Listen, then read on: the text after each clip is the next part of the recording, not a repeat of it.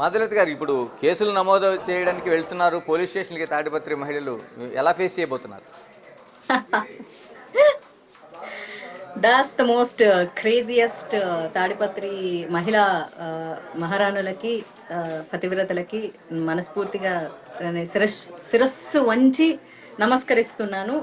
మీ మీ సంరక్షణకి ఎవరమ్మా బాధ్యులు అని అడిగినందుకు పాపం వారి యొక్క నాకు తెలిసి ఏ మహిళ పోదండి, వీళ్ళ పురోద్బలంతో పోయి ఉంటుంది. నా మాటల్ని ఆ తాడిపత్రిలో ఏ మహిళ తప్పుపట్టే ప్రసక్తే ఉండదని నేను చాలా కాన్ఫిడెంట్గా చెప్తాను.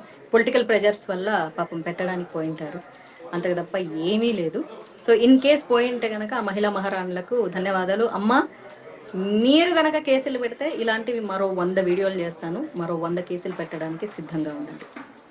మాధులత గారు, మీరు సినిమా కెరియర్ని కూడా పక్కన పెట్టి ఒక జాతీయ పార్టీకి ఉన్న బీజేపీలో ప్రయాణం చేశారు, ఇలాంటి అనేక అంశాలపైన మీరు చర్చించారు.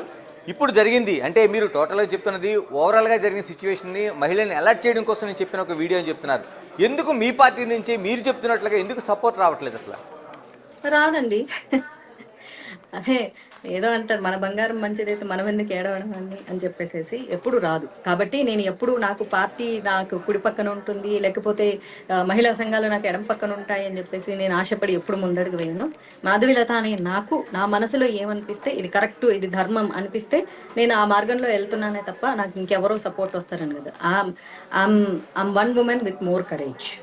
అంటే ఎందుకని అంటే మాధవీలతని మీరు అడగాలి. మీ పార్టీ కోసం అడుగుతున్నాను, మీ పార్టీలో ఇంటర్నల్ ఉన్న విషయం కాబట్టి. పార్టీలో ఇంటర్నల్ గా అంటే నా నోరు ఎందుకంటే ఇప్పిస్తారు? దయచేసి నేను నిజాలు చెప్తాను, మళ్ళీ నిజాలు చెప్పిన మీరు నిజాలు చెప్పాలని ఇది మంచి. ఇక్కడ నిజాయితీగా కష్టపడే వాళ్ళకు ఏ పార్టీలో స్థానం ఉండదు, ఒక బీజేపీలోనే స్థానం ఉంటుందని వచ్చాను. ఉంటుంది, ఒక 10% ఉంటుంది. ఆ కారణం చేతనే నేను ఎమ్మెల్యేగా కంటెస్ట్ చేయడం జరిగింది. కాకపోతే ఏంటంటే ఇక్కడ ఎవరికి నిజాయితీ పరులుగా ఉండకూడదు. ఇది ఆల్మోస్ట్ అన్ని పార్టీలాగే బీజేపీ కూడా పొల్యూట్ అవుతూ వస్తుంది, పూర్తిగా అవ్వలేదు కూడా. పొల్యూట్ అవుతూ వస్తున్న క్రమంలో ఏంటంటే ఇక్కడ ఖచ్చితంగా నిజాయితీగా పనిచేసే వాళ్ళకి ఎవరికి అవకాశాలు ఉండవండి. ఇక్కడ పార్టీలో ఎదగాలి అంటే ఒక పర్సంటేజ్ వాళ్ళకి మాత్రమే అవకాశం ఉంటుంది. మళ్ళీ నేను పూర్తిగా అయితే నేను చెప్పను. So same like all other parties లాగా ఇక్కడ డబ్బున్న వాళ్ళకి, తలదించిన వాళ్ళకి, లొంగిన వాళ్ళకి, వంగిన వాళ్ళకి మాత్రమే అవకాశాలు ఉంటాయి. అలానే సపోర్ట్ చేస్తారు. అండ్ ఎస్పెషల్లీ ఇలాంటి ఇన్సిడెంట్లు వచ్చినప్పుడు కనీసం మా మహిళా మోర్చా కూడా స్పందించదు, ఖచ్చితంగా స్పందించదు. ఇప్పుడు అక్కడ ఆంధ్రాలో కూడా ఉమెన్ ప్రెసిడెంట్ ఉన్నారు, వారు కూడా స్పందించకపోవడం బాధాకరం. స్పందించాలని నేను ఏనాడు కోరుకోలేదు కాబట్టి నాకు వాళ్ళ మీద పెద్ద ఎక్స్పెక్టేషన్స్ లేవు.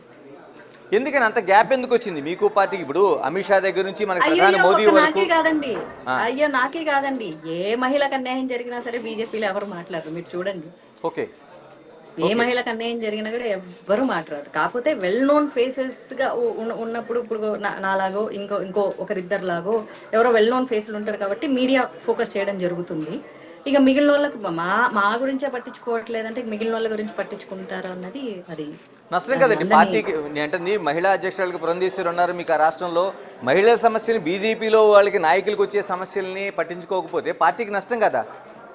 మౌనంగా ఉంటే అన్నీ నడుచుకొని పోతుంటాయి. సిచ్యువేషన్ జరిగినప్పుడు పెద్దోళ్ళు చెప్తూ ఉంటారు కదా, మౌనంగా ఉంటే అన్నీ మర్చిపోతారు ప్రజలు. అది పేపర్ చదివి రేపు పడేసేస్తే 2 రోజులకు పాతదైపోయినట్లు న్యూస్ కూడా పాతదైపోతుంది అని చెప్పేసి ఆ పాత మూస ధోరణిని ఫాలో అవుతున్నారు తప్ప పార్టీ యాక్చువల్లీ చాలా ఎవాల్వ్ అయింది, చాలా రెబలిస్టిక్గా కూడా తయారైంది. కానీ ఆ రెబలిస్టిక్ నేచర్ని ఇంకా మన తెలుగు వాళ్ళు అడాప్ట్ చేసుకోలేదు. అంటే ఒక అన్నామలై లాగా అడాప్ట్ చేసుకోలేదు. అడాప్ట్ చేసుకుంటే చాలా బాగుండేదేమో.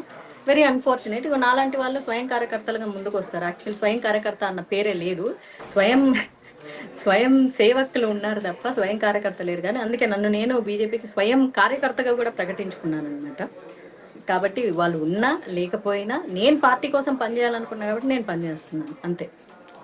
అంటే స్వయం కార్యకర్తగా మీరు చివరిగా చెప్పండి, మీరు పార్టీ దృష్టికి అంటే అటు పురంధేశ్వరి కావచ్చు, ఆ రాష్ట్ర అధ్యక్షులుగా ఉన్నారు, లేకపోతే మీ అమిత్ షా కావచ్చు, లేకపోతే ప్రధాని కావచ్చు, ఎందుకంటే ఒక మహిళకు జరిగిన దాన్ని మీరు చెప్తున్నది ఏ మహిళకు కూడా బీజేపీలోన ప్రొటెక్ట్ చేసే సిస్టమ్ లేదని చెప్తున్నారు. దీన్ని ఏమైనా మీరు ఆ పార్టీ ఉన్నత వర్గాన్ని కానీ ఉన్నత నాయకుల దృష్టికి కానీ తీసుకెళ్లే అవకాశం ఉందా?